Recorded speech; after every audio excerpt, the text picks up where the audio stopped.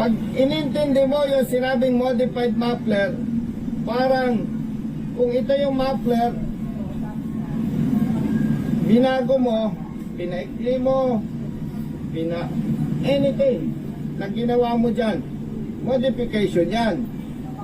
Pero kapag bumili ka ng buo na muffler, buo, in-install mo sa motorsiklo, walang modification doon.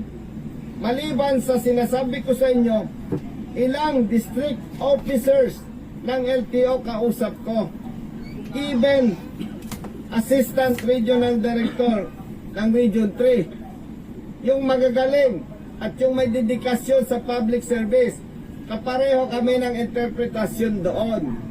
Kapag nagpalit ka ng muffler, buo, maayos, wala kang binago, kinabit mo, walang modification doon.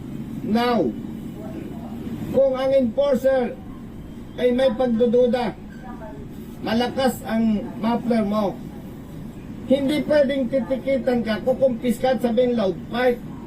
Bakit? Hindi naman decibel meter yung tainga natin. So, may problema talaga tayo sa pagpapatupad ng batas. Sasabihin ni enforcer ng polis, kumpiskado yan, maingay. Bakit? Sa pakinig lang. Ay may nilabas na memo ang LTO, ang passing na, ang latest passing is 99.9. Oh, kung pulis ako o enforcer, parang ang pakinig ko, maingay ang iyong muffler. Ginamitan ko ng decibel meter. Pinaandar ko ng tama yung acceleration. Ang lumabas, 99. O di pasado pa rin. So may problema talaga dyan. Pasensya po sa ibang mga pulis at enforcer. Hindi nyo naintindihan yung nanguhuli na sabihin loud pipe, wala naman decibel meter. Pasensya po kung mali ako, hindi nyo nalalaman yung public service, yung dedication to public service.